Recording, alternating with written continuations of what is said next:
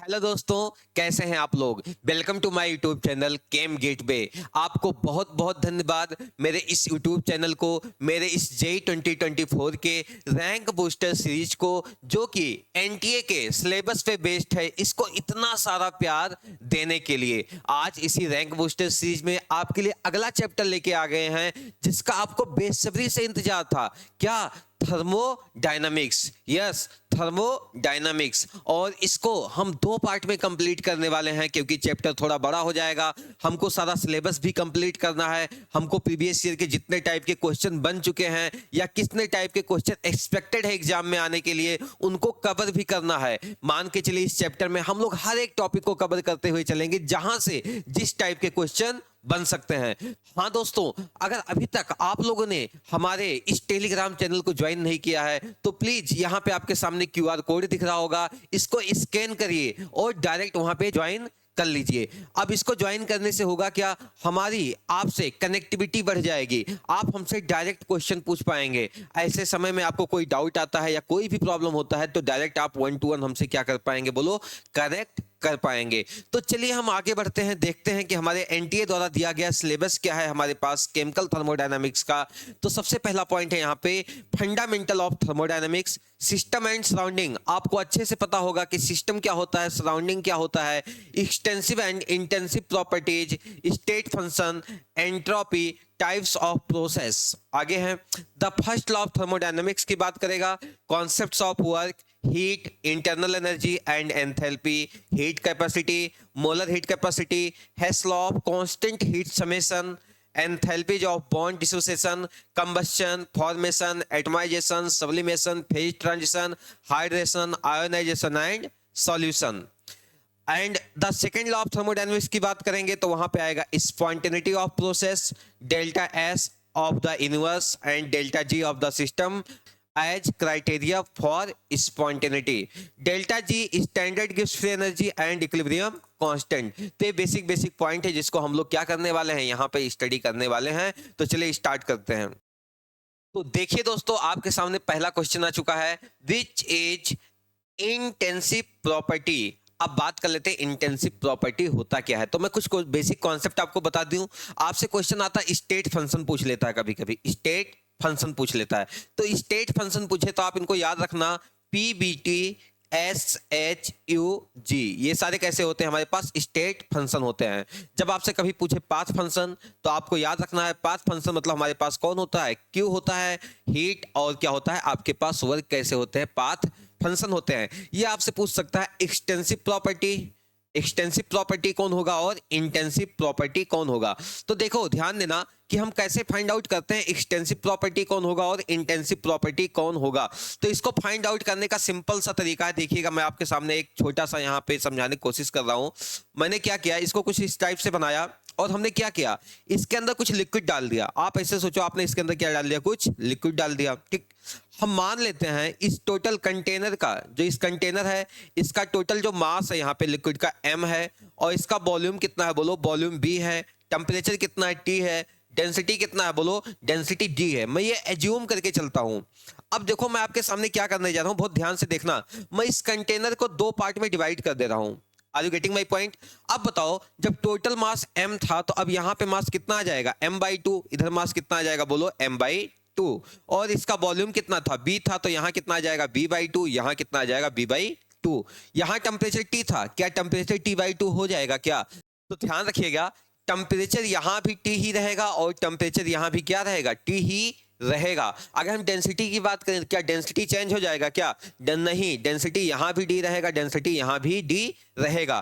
तो आपको ध्यान देना है कि ऐसे प्रॉपर्टीज, मतलब इनको, जिनको हम हाफ पार्ट में अगर डिवाइड कर दें, वो क्या हो जाए, वो भी डिवाइड हो जाएं, तो वो क्या कहलाएंगे हमारे, वो कहलाएंगे एक्सटेंसिव। और जो नहीं डिवाइड होते उनको क्या कहलाएंगे, वो इंटेंसिव। तो ये जो मास हो गया, वॉल्यूम हो गया, ये आपके कैसे हो गए, बोलो, एक्सटेंसिव हो गए। और टेम्परेचर डेंसिटी कैसे हो गए, बोलो, ये इंटेंसिव हो गए। अच्छा, अगला पॉइंट। अब मैं एक काम करता हूं, मैंने जैसे उसको वॉल्यूम को डिवाइड किया था, मैं वहां से उसको हटा के फिर से एक साथ जोड़ दूं। तो बताओ, इन दोनों को ऐड करके कितना बोल देंगे, बोलो, m बोल देंगे। इसको ऐड करके कितना बोल देंगे, b बोल देंगे। और क्या इसको ऐड करके 2t बोल देंगे क्या, नहीं, ये t ही रह जाएगा और डेंसिटी कितना रह जाएगा, d ही रह जाएगा। तो हम बोलते हैं जो एक्सटेंसिव प्रॉपर्टी होते हैं ना, they are additive in nature, इनको आप ऐड कर सकते हो, but intensive properties are not additive in nature. तो आई होप आपको समझ में आ गया होगा। चलिए कुछ एग्जांपल दे देते हैं कि एक्सटेंसिव प्रॉपर्टी कौन कौन होते हैं, इनको ध्यान रखिएगा।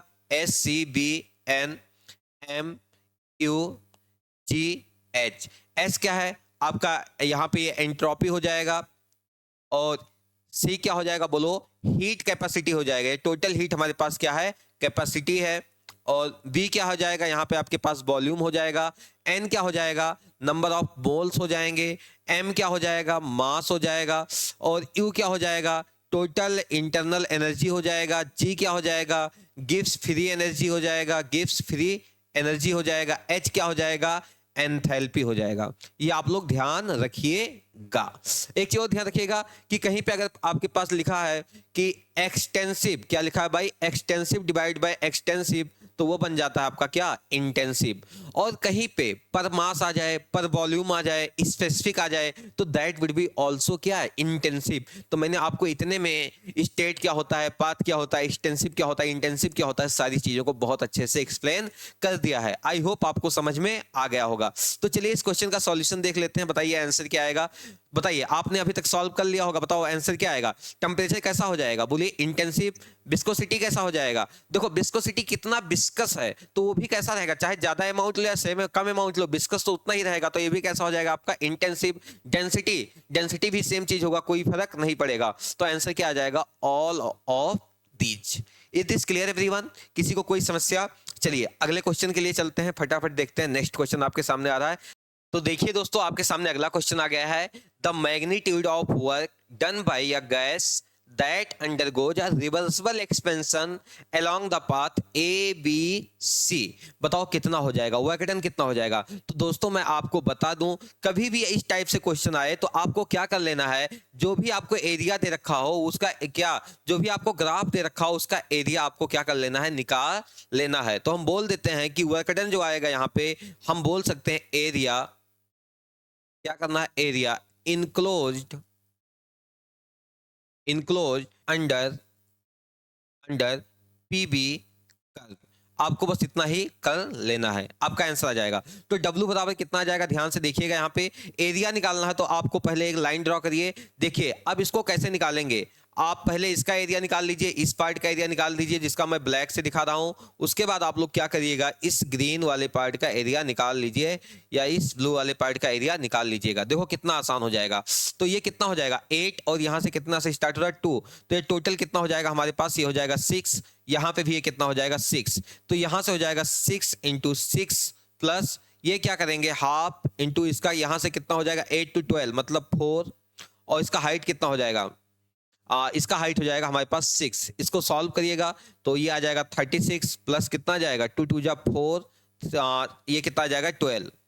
तो ये आपके पास आ जाएगा यहाँ पे 48, और ये किस में है, मीटर क्यूब में है, और ये किस में है बोलो, पास्कल में है। तो मीटर क्यूब इंटू पास्कल क्या होता है हमारे पास, जूल होता है। तो आंसर कितना आ जाएगा आपके पास 48 जूल आ जाएगा। आई होप आपको अच्छे से समझ में आ गया होगा कैसे सॉल्व करना है। अगला क्वेश्चन आपके सामने आ रहा है, ध्यान से देखिएगा, सेम टाइप का क्वेश्चन है। Heat absorbed by the system is going through a cyclic process. अब देखो यहाँ पे कहानी क्या लगाना है कि हमारे पास जो होता है, जो भी साइक्लिक प्रोसेस होता है, इन साइक्लिक प्रोसेस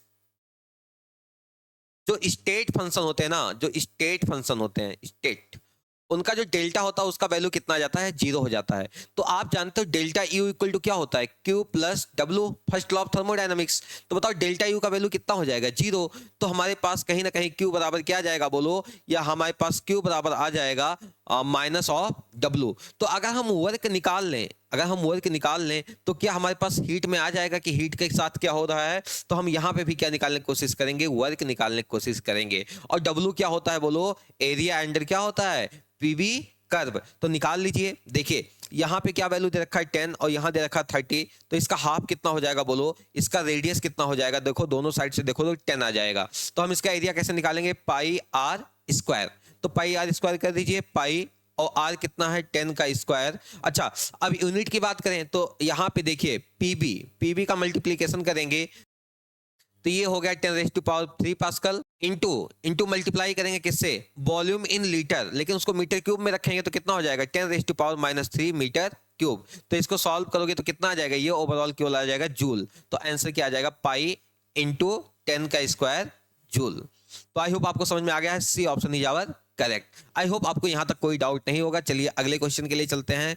नेक्स्ट क्वेश्चन आपके सामने आ गया है, क्वेश्चन नंबर 3।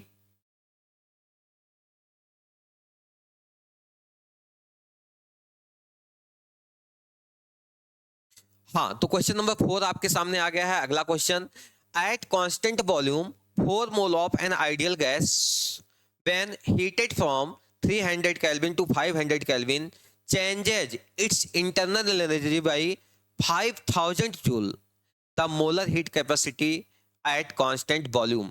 आप देखो एनर्जी जब हम चेंज करते हैं डेल्टा यू होता है NCV डेल्टा टी। आपको ध्यान रखना है कि हमारे पास कांस्टेंट वॉल्यूम पे डेल्टा यू जो होता है NCV डेल्टा टी होता है। और आपको यह भी ध्यान रखना है कि एट कांस्टेंट वॉल्यूम जो क्यू भी होता है वो डेल्टा यू होता है, और जो क्यू एट कांस्टेंट प्रेशर पे जो हीट एक्सचेंज होता है वो डेल्टा एच होता है। ये आपको ध्यान रखना है। तो यहाँ पे हम किसकी बात करेंगे, डेल्टा यू इक्वल टू बात करेंगे NCV डेल्टा टी की। तो चलिए सॉल्व करते हैं, इसका सॉल्यूशन देखते हैं। तो मोल कितना रखा है 4, और CV, अब देखो आइडियल गैस, हमारे पास कोई एक आइडियल गैस है, तो इसके लिए बताओ CV का वैल्यू पूछा है तो CV लिख देंगे, और इनटू क्या पूछा बोलो, डेल्टा टी। डेल्टा टी दे रखा है कितना 500 माइनस कितना 300, और एनर्जी कितना दे रखा है 5000 जूल। ठीक, अब इसको सॉल्व करिए आप लोग। कैसे सॉल्व करेंगे, CV बराबर कितना आ जाएगा आपके पास 5000 बाई 4 इंटू कितना आ जाएगा 200। ये डबल जीरो यहाँ से कैंसिल आउट हो जाएगा, और ये कितना आ जाएगा हमारे पास 50/8 आपके पास यहाँ पे आने वाला है। आप इसको सॉल्व कर लीजिएगा। आपको सॉल्व करने पे इसका जो आंसर आ जाएगा 6.25 आ जाएगा, 6.25 joule mole inverse kelvin inverse आपका क्या हो जाएगा, आंसर हो जाएगा। आई होप आपको यहां तक समझ में आ गया होगा। तो आंसर हो जाएगा 6.25। It is clear. चलिए चलते हैं नेक्स्ट क्वेश्चन के लिए। बहुत प्यारा क्वेश्चन है अगला क्वेश्चन, चलिए देखते हैं। A system does 200 joule work and at the same time absorbs 150 joule of heat, the magnitude of the change in internal energy। देखिए ये कॉन्सेप्ट बेस्ड क्वेश्चन है। ये आपको कॉन्सेप्ट का ध्यान रखना है कि कभी कोई मान लीजिए सिस्टम है, हम इस पे हीट देते हैं Q, या इस पे काम करते हैं W, तो ये सब कैसे होंगे बोलो, पॉजिटिव होंगे। लेकिन अगर हमारा सिस्टम कहीं पे क्या देता है बोलो, हीट देता है या ये काम करता है, तो ये कैसा होगा बोलो, इसका साइन कैसा लेते हैं हम लोग, साइन कन्वेंशन के हिसाब से इसको नेगेटिव लेते हैं। तो बोला क्या, सिस्टम डज 200 जूल, तो इसने काम कितना किया 200 जूल, तो इसको क्या लिखोगे -200 joule. At the same time absorbs, कितना एब्जॉर्ब करता है 150 जूल एनर्जी को क्या कर लेता है, एब्जॉर्ब भी कर लेता है। तो इन दोनों को देखेंगे तो हमारे पास जो आंसर आने वाला है -50 जूल आने वाला है। लेकिन क्या बोला इसने, मैग्नीट्यूड, तो इसका मैग्नीट्यूड क्या हो जाएगा बोलिए, आंसर वुड बी आवर 50। क्या ये समझ में आया क्या। चलो आगे बढ़ते हैं। और हाँ दोस्तों देखिए, हमारे इन कंटेंट के पीछे हमारी पूरी टीम लगी रहती है, बहुत मेहनत करती है। तो उनके मोटिवेशन के लिए, हमारे मोटिवेशन के लिए, अगर आप लोगों ने अभी तक मेरे चैनल को सब्सक्राइब नहीं किया है तो please subscribe to my YouTube channel, और अपने दोस्तों के साथ भी शेयर करिए ताकि और दोस्तों लोगों को हेल्प मिल सके। तो देखिए दोस्तों, आपके सामने अगला क्वेश्चन आ गया है। PV plot for two gases assuming ideal during adiabatic process are given in the figure. Plot A and plot B correspond respectively. आपको दे रखा है ए और बी में बताना है, आपको ढूंढ के बताना है कि इसमें से H2 कौन है और Hg का ग्राफ कौन है, और एडियाबेटिक प्रोसेस है। तो आप लोगों ने एडियाबेटिक प्रोसेस में एक पॉइजन रेशियो के बारे में पढ़ा होगा, गामा। गामा क्या होता है, गामा इक्वल टू होता है Cp बाई क्या होता है बोलो, Cb। तो फॉर मोनो एटॉमिक गैस के लिए आपको ये याद होना चाहिए, मोनो एटॉमिक गैस के लिए Cp बाई Cb का वैल्यू होता है 5/3, या इसको बोलते हैं 1.66। क्या आपको याद है ये चीज। अगर हम मोनो एटॉमिक की बात करें, डायटॉमिक के लिए बात करें, तो हमारे पास जो डायटॉमिक होते हैं, डायटॉमिक के लिए जो इसका वैल्यू आता है, ये आता है हमारे पास 7/5, जिसका वैल्यू हो जाता है 1.44।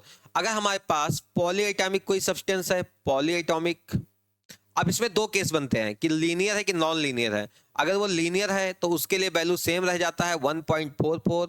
अगर ये नॉन लीनियर होता है, कैसा होता है बोलो, नॉन लीनियर होता है, तो इसके लिए जो वैल्यू आ जाता है दैट वुड बी आवर, हमारे पास 8/6 आता है। इसको सॉल्व करेंगे तो ये आ जाएगा 1.33। तो आपने देखा जैसे जैसे एटॉमिसिटी हमारा बढ़ता जा रहा है, गामा का वैल्यू क्या होता जा रहा है, घटता जा रहा है। पॉइजन रेशियो का वैल्यू क्या होता जा रहा है बोलो, घटता हुआ जा रहा है। तो अब कहानी को समझाने की कोशिश करते हैं, इसको कैसे पता पाएंगे हम। ये हमारे पास क्या है, P है और ये क्या है, B है।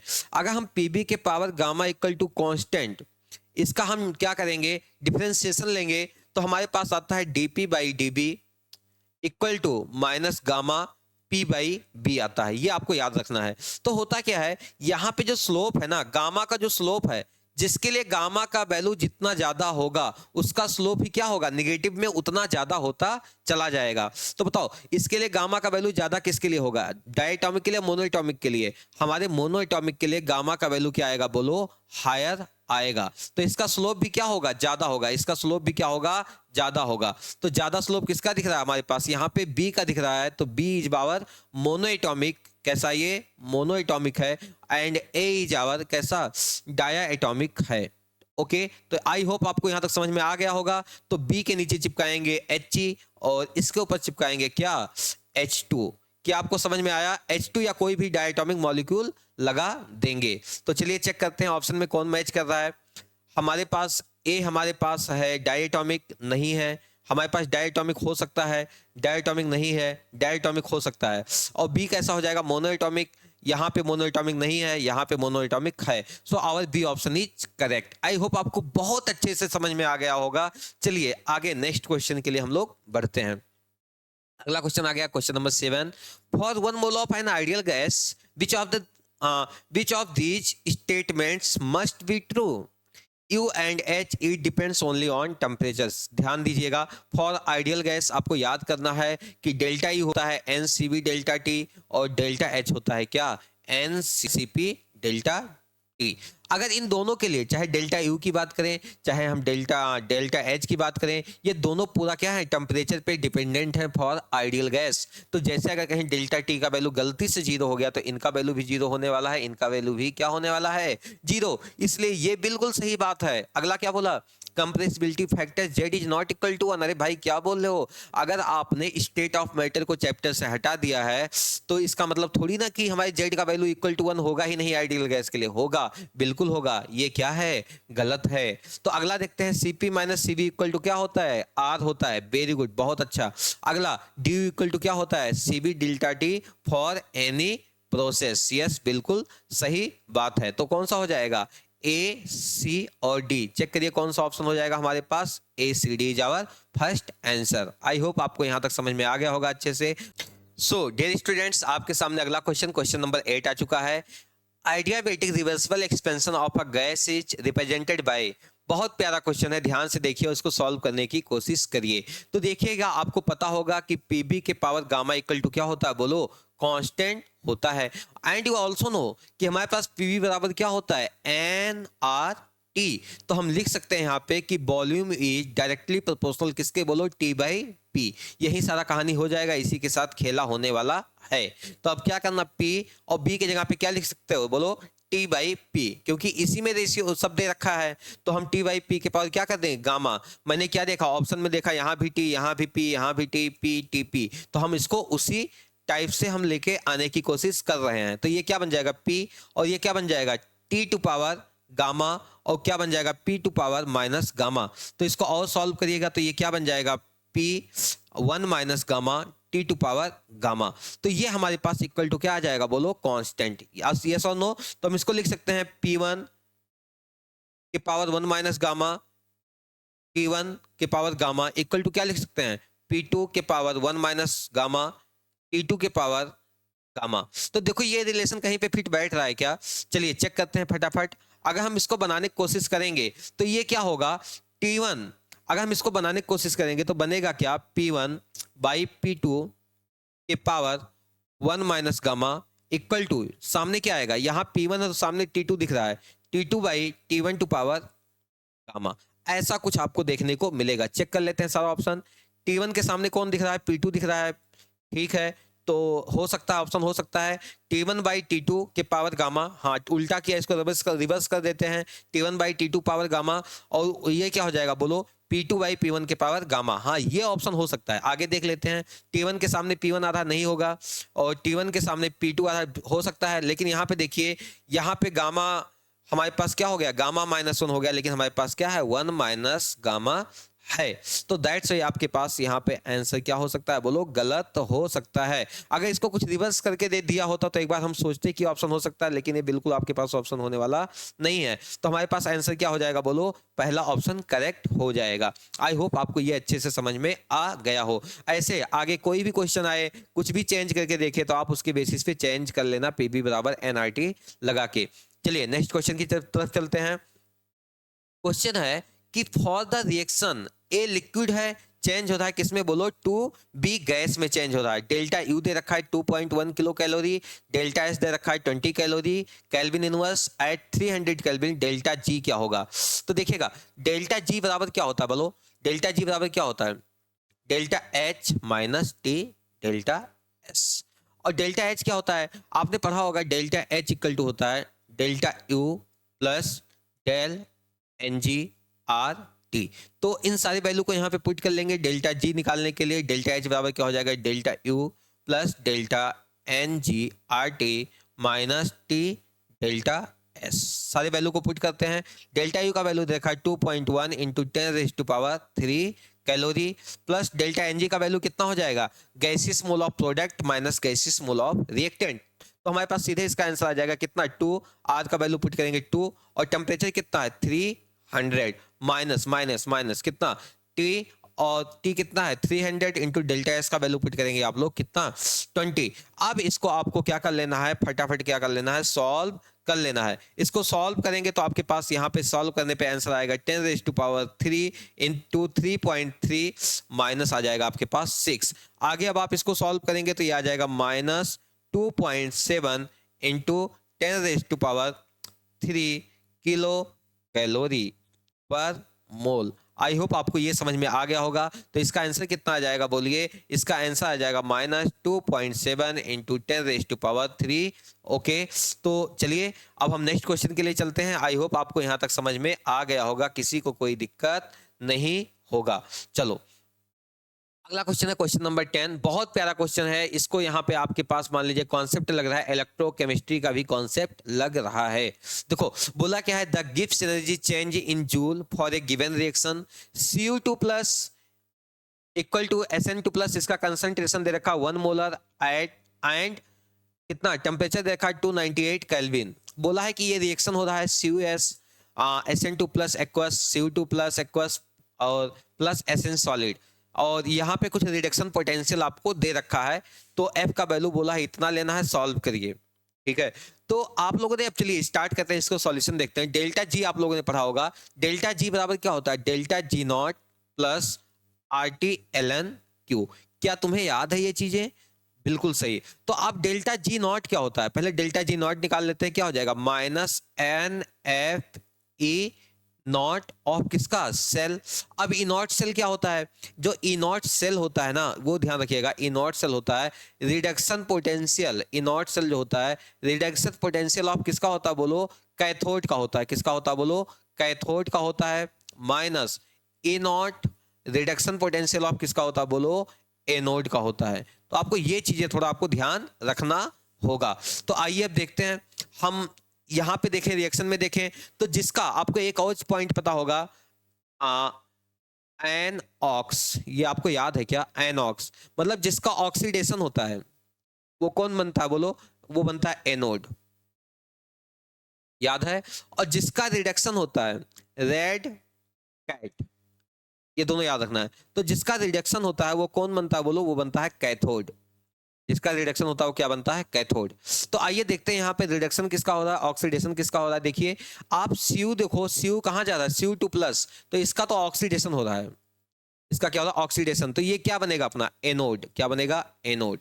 अगर Sn+2 को देखें तो इसका क्या हो रहा है रिडक्शन, तो ये क्या बनेगा हमारे पास, इसका रिडक्शन हुआ तो ये बनेगा हमारे पास cathode. Are you getting my point. तो अब ई नॉट सेल निकालना है, तो पहले हम किसका SN2 प्लस वाले का रिडक्शन पोटेंशियल डालेंगे, उसके बाद इसका माइनस कर देंगे। तो क्या आ जाएगा आंसर, देखिए इसका कैसे आएगा, -0.16 माइनस कितना 0.34। इसको सॉल्व करिएगा तो कितना आ जाएगा -0.50। ये किसका वैल्यू आ गया, ई नॉट सेल का। तो हमारे पास चेक करना है डेल्टा जी नॉट कितना आ जाएगा, देखिएगा डेल्टा जी नॉट जो आ जाएगा -n, n कितना, कितने इलेक्ट्रॉन का चेंज हो रहा है, देखिएगा यहाँ पे 2 का, तो -2, और f का वैल्यू कितना लेना है 96500, और हमारे पास ई नॉट सेल आ चुका है -0.50। इसको सॉल्व करिएगा तो ये कितना आ जाएगा 96500। अब इसको वैल्यू पुट करते हैं वहां पे इक्वेशन में, डेल्टा जी बराबर 96500 प्लस R इंटू टी, और ln Q का वैल्यू क्या हो जाएगा बोलो, Q का वैल्यू हो जाएगा concentration of CO2 plus aqueous divided by कितना हो जाएगा SN2 plus aqueous, SN2 plus aqueous. अब इसका वैल्यू, इसका 1 दे रखा है, इसका 1 दे रखा है, दोनों का वैल्यू 1 है, तो हमारे पास ln1 का वैल्यू कितना हो जाता है बोलो, इट वुड बी 0। सो ये इसको यहाँ वैसे ही गायब कर देंगे, तो डेल्टा जी बराबर जो आपके पास आ जाएगा कितना 96500 ही आपके पास क्या आ जाएगा, आंसर आ जाएगा। आई होप आप लोग को यहां तक समझ में आ गया होगा, किसी भी टाइप का कोई दिक्कत नहीं होगा। तो चलिए चलते हैं नेक्स्ट क्वेश्चन की तरफ। क्वेश्चन नंबर 11 आ चुका है आपके पास में। The reaction of cyanamide NH2CN with oxygen was run in bomb calorimeter and delta U was found इतना, the magnitude of delta H at 298 for this reaction। चलिए सॉल्व करते हैं। सॉल्यूशन देखिए आप लोग, एक बार आप लोग जरूर ट्राई करिएगा, बॉम्ब कैलोरीमीटर से क्वेश्चन है। तो आपको पता होगा डेल्टा H बराबर क्या होता है, delta U plus delta NgRT। Delta H बराबर क्या होता है, delta U plus delta NgRT। तो हम लोग क्या करेंगे, -742.24, यस ये किलो जूल में दे रखा है तो इतना रखते हैं, किलो जूल में है, प्लस डेल्टा Ng का वैल्यू कितना आएगा, देखिए गैसियस मोल ऑफ प्रोडक्ट, यहाँ पे 1 मोल, यहाँ पे 1 मोल, 2 मोल, माइनस इसका कितना 1.5, तो बचेगा कितना 2 माइनस 1.5, कितना बचेगा 0.5। 0.5 R का वैल्यू कितना लेंगे हम, R का वैल्यू लेंगे 8.314, 8.314, और क्या पुट करेंगे, टेम्परेचर का वैल्यू कितना हो जाएगा, टेम्परेचर का वैल्यू हो जाएगा हमारे पास 298, कितना हो जाएगा 298, डिवाइड बाई 1000 करेंगे, क्यों, क्योंकि हमारे पास ये किस में दे रखा है बोलो, ये दे रखा है किलो जूल में, तो हमको भी उसको किस में लेना पड़ेगा बोलो, किलो में ही लेना पड़ेगा। इसको सॉल्व करिएगा तो ये सॉल्व करने पे आंसर आ जाएगा -741 किलो जूल पर मोल, आपके पास क्या आ जाएगा, आंसर आ जाएगा। आई होप आपको बहुत अच्छे से यहां तक समझ में आ गया होगा, किसी को कोई भी प्रॉब्लम नहीं होगा। चलिए चलते हैं नेक्स्ट क्वेश्चन की तरफ। अगला क्वेश्चन आप पास आ चुका है, during which of the following process does entropy decreases, entropy decreases. देखिए एंट्रोपी डिक्रीज कब होता है, जब हमारे पास कहीं पे रैंडमनेस जो है वो कम होता है, तो एंट्रोपी क्या हो जाता है बोलो, डिक्रीज हो जाता है। एंट्रोपी क्या हो जाता है आपके पास, डिक्रीज हो जाता है। तो अगर एंट्रोपी बढ़ेगा तो डेल्टा एस पॉजिटिव, और एंट्रोपी घटेगा तो डेल्टा एस कैसा होता है बोलो, नेगेटिव। ध्यान देना है, तो आपको रैंडमनेस बढ़ाओगे तो हमारे पास क्या होगा, एंट्रोपी का वैल्यू बढ़ेगा, डेल्टा एस का वैल्यू कैसा आएगा, पॉजिटिव। अब आइए केस को देखते हैं। देखिएगा अगर हम एंट्रोपी की बात करें तो सबसे ज्यादा किसका होता है बोलो, गैस का, देन किसका होता है, लिक्विड का, देन किसका होता है, सॉलिड का। तो यहाँ पे आपके पास ऑप्शन चलिए देखते हैं। फ्रीजिंग ऑफ वाटर, क्या कर रहे हो बोलो, लिक्विड से कन्वर्ट कर रहे हो सॉलिड में। अगला है फ्रीजिंग ऑफ वाटर, लिक्विड से कहां पे जा रहे हो बोलो, सॉलिड में। तो यहाँ पे आप रैंडमनेस को क्या कर रहे हो बोलो, रैंडमनेस को क्या कर रहे हो आप, डिक्रीज कर रहे हो। तो क्या होगा, डेल्टा एस का वैल्यू कैसा आने वाला है यहाँ पे, नेगेटिव। दोनों के केस में डेल्टा एस का वैल्यू कैसा आएगा, नेगेटिव। अगला N2 gas plus 3H2 gas gives 2NH3 gas. देखिएगा कहीं पे अगर जो गैसियस मोल है, अगर गैसियस मोल आपके पास बढ़ रहे हैं प्रोडक्ट में, तो वहां पे डेल्टा एस का वैल्यू कैसा हो जाएगा बोलो, पॉजिटिव हो जाएगा। लेकिन आपने क्या किया, यहाँ 1 मोल, यहाँ 3 मोल, आपने इसको किस में कन्वर्ट कर दिया, 2 मोल में। तो कहीं ना कहीं आपने गैसियस मोल को क्या कर दिया, डिक्रीज कर दिया। तो इसके लिए भी क्या हो जाएगा, डेल्टा एस का वैल्यू कैसा हो जाएगा बोलो, निगेटिव आ जाएगा। अगला बोलते हैं adsorption of CO gas and let surface. देखिएगा आप सीओ गैस उड़ रहा था, घूम रहा था, मस्त एंजॉय कर रहा था, ठीक है, पापा की परी बनी हुई थी। अचानक क्या किया आपने, लेट सरफेस पे इसको एब्जॉर्ब करवा दिया। अब आपको इसको एब्जॉर्ब करवा देंगे तो उसका रैंडमनेस क्या हो जाएगा बोलो, कम हो जाएगा। और रैंडमनेस कम हो जाएगा तो क्या हो जाएगा, डेल्टा एस का वैल्यू कैसा हो जाएगा बोलो, निगेटिव हो जाएगा। डेल्टा एस का वैल्यू कैसा हो जाएगा, नेगेटिव हो जाएगा। आगे बात करते हैं dissolution of NaCl in water. अगर NaCl सॉलिड को लोगे, पानी में डालोगे, तो Na प्लस एक्वस प्लस कौन बन जाएगा, Cl माइनस एक्वस। क्या होगा बोलो, यहां पे कहीं ना कहीं रैंडमनेस बढ़ेगा, तो इसके लिए डेल्टा एस का वैल्यू कैसा हो जाएगा बोलो, इसके लिए आ जाएगा पॉजिटिव। तो हमारे पास ऑप्शन कौन कौन सा आ जाएगा, ए भी, बी भी, सी भी, डी भी। तो सारे में एंट्रोपी क्या हो रहा है, डिक्रीज हो रहा है, तो आंसर आ जाएगा A B C D only, मतलब फर्स्ट ऑप्शन इज करेक्ट। चलिए आगे बढ़ते हैं नेक्स्ट क्वेश्चन के लिए। अगला क्वेश्चन है question number 13। If the standard molar enthalpy change for combustion of graphite powder is इतना kilojoule per mole, the amount of heat generated on combustion of 1 gram of graphite powder is in kilojoule. Nearest आपको answer बता देना है। चलिए solve करिए, देखिएगा ध्यान दीजिएगा। जो हमारे पास ग्रेफाइट का मोलर मास होता है 12 ग्राम, तो इसका मतलब 12 ग्राम को जलाएंगे तो हमको एनर्जी कितना मिलेगा बोलो, एनर्जी मिलेगा 2.48। ये नेगेटिव साइड केवल दिखा रहा है कि एनर्जी रिलीज हो रहा है, इंटू 10⁻²। Kilo joule. तो अगर आप 1 ग्राम जलाएंगे, आपसे 1 ग्राम के लिए पूछा है ना, तो कितना आ जाएगा 2.48 इंटू 10⁻² डिवाइड बाई कितना आ जाएगा बोलो, इट वुड कम 12, इतना किलो जूल। इसको सॉल्व करिएगा तो इसको लिख सकते हो 248/12 किलो जूल। तो इसको सॉल्व करिएगा तो आपका आंसर आ जाएगा 20.67 किलो जूल। आई होप आपको समझ में आ गया होगा। तो आंसर इसका कितना आ जाएगा 20.67। Is this clear everyone? चलिए नेक्स्ट क्वेश्चन के लिए चलते हैं हम लोग फटाफट। अगला क्वेश्चन है क्वेश्चन नंबर 14।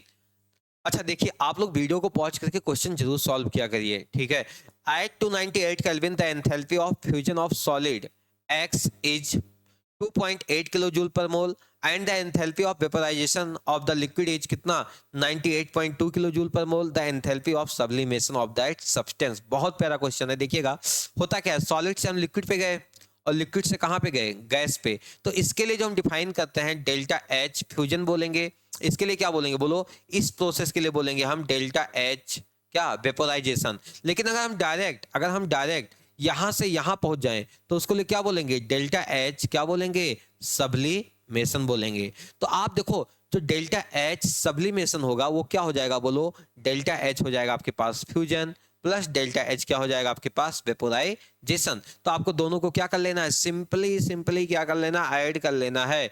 2.8 प्लस कितना 98.2। तो आंसर आ जाएगा आपके पास, ये कितना आ जाएगा 101 किलो जूल पर मोल। किसका आ गया, डेल्टा H सब्लिमेशन। तो answer would be 101। I hope आपको बहुत मजा आ रहा होगा। चलिए आगे बढ़ते हैं नेक्स्ट क्वेश्चन के लिए।